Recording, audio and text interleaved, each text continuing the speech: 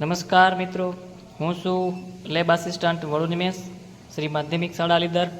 આજરોજ અમારા વિદ્યાર્થીએ સરસ મજાની દાંતને લગતી કૃતિ બનાવી.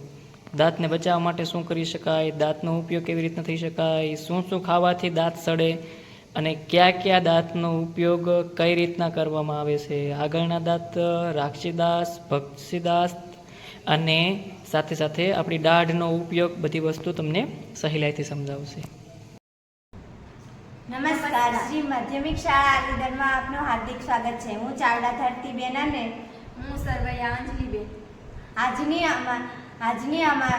આજનો અમારો વિષય છે દાંતને બચાવો. અમારા માર્ગદર્શક શ્રી નિમેશ સાહેબ વડુના માર્ગદર્શન હેઠળ અમે દાંતની રચનાકૃતિ રજૂ કરી રહ્યા છીએ.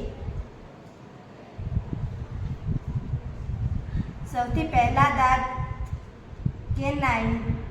સૌથી આગળના દાંત, જેને અંગ્રેજીમાં કેનાઇન કહે છે, અને તેની પાસે આવેલા દાંત એટલે રાક્ષસી દાંત, જેને ઇન્ચોર્સ કહે છે, અને છેલ્લે આવેલા દાંત દાઢ એટલે જેને ઇંગ્લિશમાં મોલાર્સ કહે છે.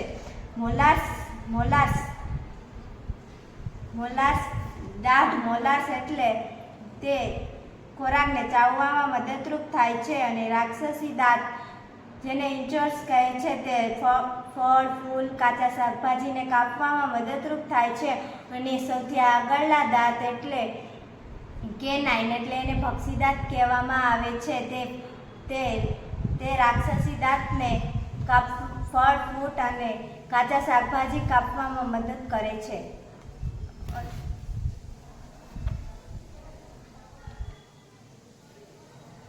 ધન્યવાદ.